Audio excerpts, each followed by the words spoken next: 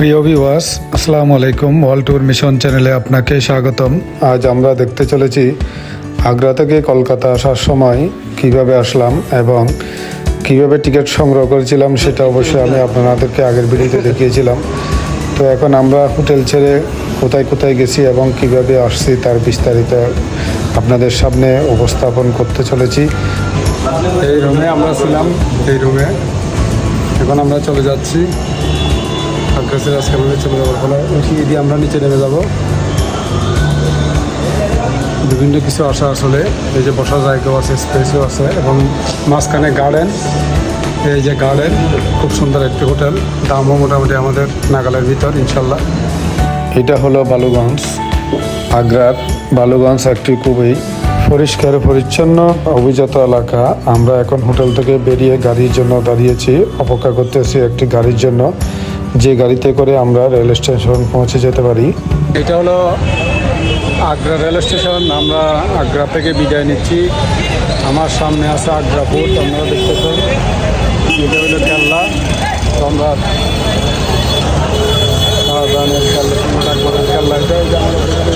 কেল্লা। এটা হলো rail station. এখন আমরা বিদায় নিয়ে চলে যাচ্ছি আগ্রা থেকে। আমরা আগ্রা পোর্ট থেকে ডাইরেক্ট ট্রেন পাই নাই, আমরা যেতে হচ্ছে তোন্দলা। এখন আমরা তোন্দলার জন্য অপেক্ষা করতেছি। তোন্দলা যাব, আমাদের ট্রেন আসতেছে 1 নম্বর প্ল্যাটফর্মে দাঁড়াবে। 1 নম্বর প্ল্যাটফর্মে দাঁড়ালে আমরা উক্ত ট্রেনে চলে যাব তোন্দলা। তোন্দলা থেকে আমাদের ডাইরেক্ট ট্রেন কলকাতা। তো আমরা 7-8:25 এই পর্যন্ত কিন্তু আমরা এখন যেতে হবে।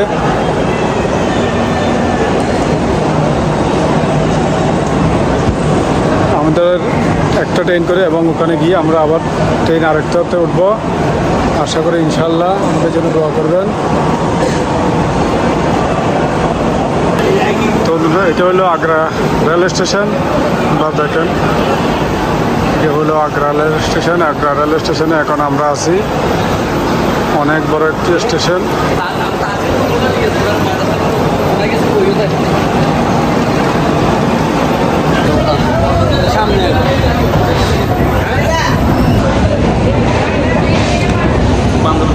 এখন আগ্রা থেকে তোমরা যাওয়ার ট্রেন এসে গেছে, আমরা চলে যাচ্ছি তোমরা রেল স্টেশনে। আলহামদুলিল্লাহ ভিউয়ার্স, আমাদের ট্রেন এখন চলতেছে আগ্রা থেকে তোমলা পর্যন্ত। তোমলা গিয়ে আমরা ট্রেন চেঞ্জ করবো, আর একটা ট্রেনে আমরা উঠে যাবো। টিকিট না হওয়াতে আমরা আলাদা আলাদাভাবে টিকিট করতে হয়েছে। এখন আমাদের ট্রেন তোমরা শেষ হতে যাচ্ছে, ইনশাল্লাহ সাথে থাকুন।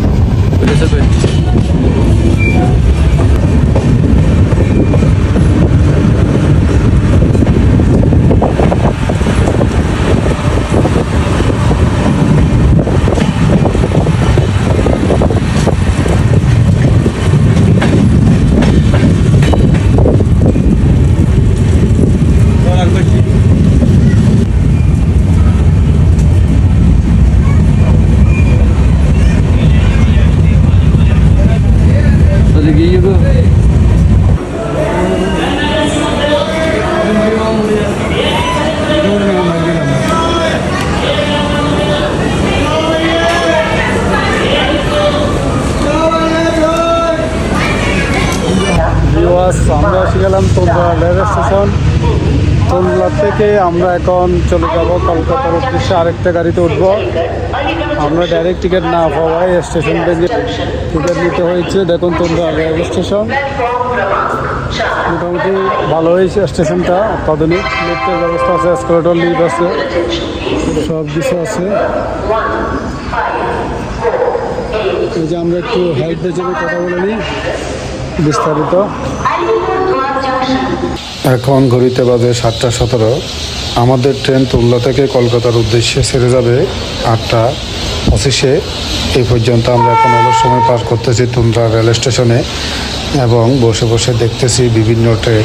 এখন একটি উন্নত মানের ট্রেন আসতেছে, অনেক লম্বা একটি ট্রেন, ভারতীয় ট্রেন। আমরা এই অলস সময়ে বসে বসে বিভিন্ন রেল স্টেশনের দৃশ্যগুলো অবলোকন করতেছি। আপনারা দেখতেছেন খুব সুন্দর একটি ট্রেন, অনেক দ্রুত গতির এবং অনেক লম্বা একটি ট্রেন আসতেছে। এটি সেই দৃশ্যটি আমি আপনাদেরকে দেখাতে চলেছি।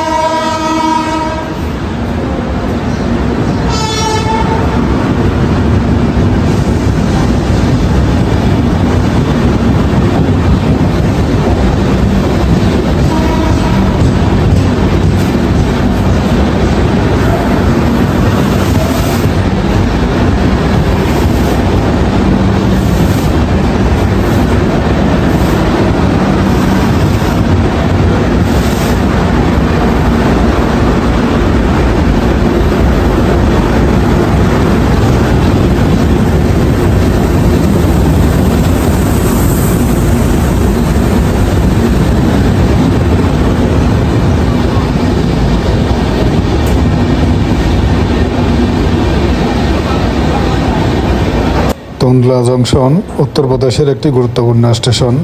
এটি হাওড়া দিল্লি প্রধান লাইন আগ্রা শহর থেকে 25 কিলোমিটার দূরত্বে অবস্থিত। নতুন দিল্লি মোগলসরাই লখনৌ সেকশনে প্রায় সমস্ত ট্রেনের ড্রাইভার এবং গার্ড পরিবর্তন করার জন্য তুন্দলা একটি প্রযুক্তিগত স্থগিত। স্টেশনটি 1866 সালে ব্রিটিশদের দ্বারা নির্মিত হয়েছিল এবং মূলত পরিবর্তিত রয়েছে। রেলওয়ে স্টেশনটি নিজেই একটি স্থান এবং এটিকে প্রাক স্বাধীনতা যুগে নিয়ে যায়। তুন্দলা জংশন আগ্রার মানুষের জন্য এবং দেশের পূর্বে সংযোগ প্রদানকারী পর্যটকদের জন্য গুরুত্বপূর্ণ, অর্থাৎ কলকাতা, গুয়াহাটি, পাটনা ইত্যাদি এবং বিশেষ করে উত্তরপ্রদেশ রাজ্যে Agra cantonment, Badaun, Bareilly junction, Etawah, Aligarh junction, Phaphund, Kanpur central railway station ইত্যাদির সাথে এর সংযোগ রয়েছে।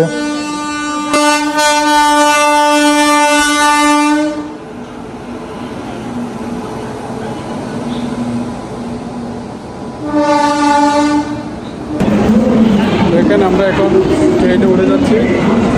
আমাদের ট্রেন আসি গেছে। এই ট্রেনের মাধ্যমে আমরা এখন চলে যাব। যত সময়ে ট্রেন আসি গেল আমরা ট্রেনের বগিতে উঠে আমাদের আসনে চলে আসলাম এবং আমাদের নির্ধারিত সিটে বসে আমাদের মালপত্রগুলো বা ব্যাগগুলো যথাস্থানে রেখে দিলাম এবং আমরা আমাদের আসনে বসে পড়লাম। ট্রেন যথাসময়ে চলতে আরম্ভ করলো এবং আমরা দেখতে লাগলাম বাইরের প্রাকৃতিক দৃশ্যগুলো। এখন আমি আছি কানপুরে। আমার ট্রেন যাচ্ছে কলকাতার উদ্দেশ্যে। আমরা হাওড়া রেল স্টেশনে নামবো। আমার ট্রেন এখন কানপুর রেল স্টেশন। এখন বাজে রাত প্রায় 11টার কাছাকাছি। খুব দ্রুত চলে আসলে এখানকার ট্রেনগুলো। আমাদের আছে আইডিয়া মাস্কেট।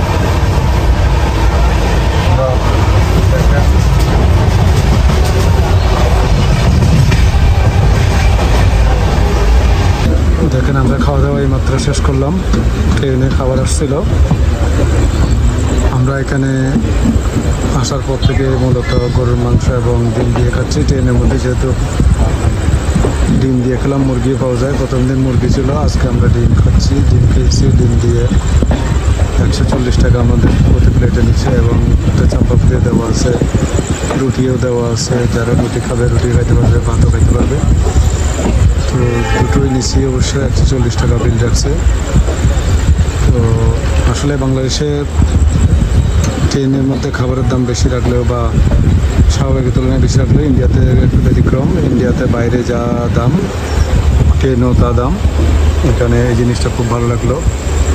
অর্থাৎ আমরা যে পানি বোতল বা অন্যান্য জিনিসপত্র যেগুলো নিয়ে আসি বাইরের সাথে কি রকম দাম বেশ কম হয় নাই। আলহামদুলিল্লাহ আমরা পৌঁছে যাচ্ছি আস্তে আস্তে ধীরে ধীরে। পিছনে পড়ে যাচ্ছে আমাদের আগ্রা তাজমহল। ইনশাল্লাহ এখন আমরা প্রবেশ করতে যাচ্ছি কানপুর জংশনে। কানপুর হলো কানপুর শহরের একটি কেন্দ্রীয় জংশন রেলওয়ে স্টেশন এবং 5টি কেন্দ্রীয় ভারতীয় রেলওয়ে স্টেশনের মধ্যে একটি। হাওড়া জং এবং নিউ দিল্লি রেলওয়ে স্টেশনের পরে এটি দেশের 3য় ব্যস্ততম স্টেশন। এটি হাওড়া জংশন এবং নয়াদিল্লির মধ্যে একটি প্রধান রেলওয়ে স্টেশন। ব্যান্ডেল জংশন এবং খড়গপুর জংশনের পরে এটি বিশ্বের 3য় বৃহত্তম ইন্টারলিঙ্ক রোড সিস্টেমের রেকর্ড ধারণ করে। এই স্টেশনের মধ্যে দিয়ে যাওয়া সমস্ত ট্রেন এখানে থামে। প্রিমিয়াম ট্রেন এবং সমস্ত সুপারফাস্ট মেল এবং প্যাসেঞ্জার ট্রেন সহ স্টেশনটি এই অঞ্চলের একটি প্রধান আন্তঃনগর রেল এবং কমিউটার রেল স্টেশন। এটি 1930 সালে চালু করা হয়েছিল।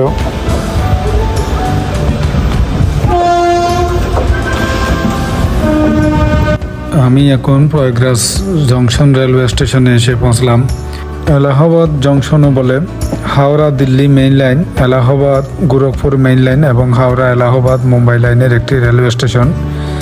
এটি উত্তর মধ্য রেলওয়ে জোনের সদর দপ্তর।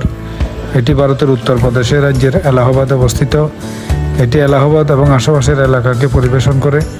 এই স্টেশনটি চালু হয়েছিল 1859 সালে, প্রায় 165 বছর আগে। এখন রাত 1:30। আমরা প্রয়াগরাজ জংশন রেলওয়ে স্টেশন পার হয়ে চলে যাচ্ছি সামনের দিকে।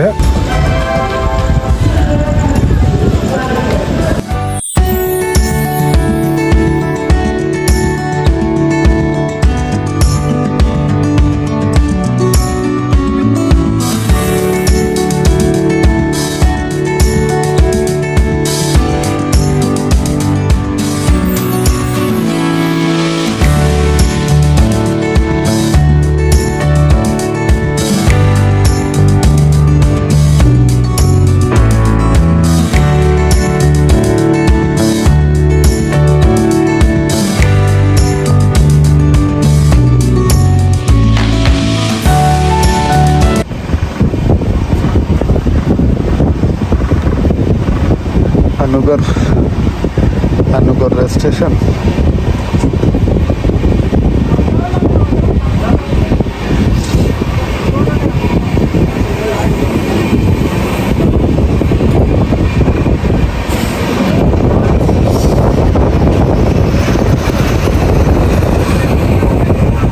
এখন আমি আছি গয়াতে। গয়া একটি ঐতিহাসিক গুরুত্বের শহর এবং এটি ভারতের অন্যতম প্রধান পর্যটন আকর্ষণ। গয়া জৈন, হিন্দু এবং বৌদ্ধ ধর্মে পবিত্র। মহান মহাকাব্য রামায়ণ এবং মহাভারতে গয়া জেলার উল্লেখ রয়েছে। এটি সেই স্থান যেখানে রাম, সীতা এবং লক্ষ্মণ সহ তাদের পিতা দশরথের জন্য পিণ্ডদান দিতে এসেছিলেন এবং পিণ্ডদান অনুষ্ঠানের জন্য একটি প্রধান হিন্দু তীর্থস্থান হিসেবে অবিরত রয়েছে। বোধগয়া, যেখানে বুদ্ধ জ্ঞান অর্জন করেছিলেন বলে কথিত আছে। বৌদ্ধ ধর্মের 4টি পবিত্র স্থানের মধ্যে এটি একটি। নগর পরিকল্পনা, অর্থনৈতিক প্রবৃদ্ধি এবং ঐতিহ্য সংরক্ষণ প্রকল্পের জন্য ভারত সরকারের 4 বছরের heritage city development and augmentation যোজনা প্রকল্প থেকে উপকৃত হওয়ার জন্য গয়াকে 12টি ঐতিহ্যবাহী শহরের একটি হিসেবে বেছে নেওয়া হয়েছিল। প্রিয় ভিউয়ার্স, দেখেন টানেলের অবস্থা। পাহাড়ের তলদেশ দিয়ে টানেল করা হয়েছে। এই টানেলের ভিতরে আমরা এখন আছি। টানেল থেকে বের হচ্ছে আমাদের ট্রেন। এই টানেল থেকে আমরা বের হয়ে গেলাম। এখন দেখেন বের হয়ে আমরা বাইরে চলে আসলাম। আমাদের ট্রেন আবার চলতে শুরু করেছে। ত্রেতা যুগে এই অঞ্চলে বসবাসকারী রাক্ষস গয়াসুর এর নামানুসারে গয়ার নামকরণ করা হয়েছে। বায়ু পুরাণ অনুসারে গয়া ছিল এক রাক্ষসের নাম, যার কঠোর তপস্যা করার পর এবং ভগবান বিষ্ণুর কাছ থেকে আশীর্বাদ লাভ করার পর তার শরীর ধার্মিক হয়ে ওঠে। বলা হয় যে গয়াসুর দেহটি পাথুরে পাহাড়ের সিরিজে রূপান্তরিত হয়েছিল, যা গয়ার ল্যান্ডস্কেপ তৈরি করে। খ্রিস্টীয় 12 শতকে গজনবিদ সাম্রাজ্যের মোহাম্মদ বখতিয়ার খিলজি দ্বারা গয়া আক্রমণ করেছিলেন। 1557 সাল নাগাদ এটি মুঘল সাম্রাজ্যের অংশ হয়ে উঠেছিল এবং বক্সারের যুদ্ধ এবং 1764 সালে ব্রিটিশ শাসনের শুরু পর্যন্ত এর ক্ষমতার অধীনে ছিল। গয়া দেশের অন্যান্য অংশের সাথেও 1947 সালে তার স্বাধীনতা লাভ করে।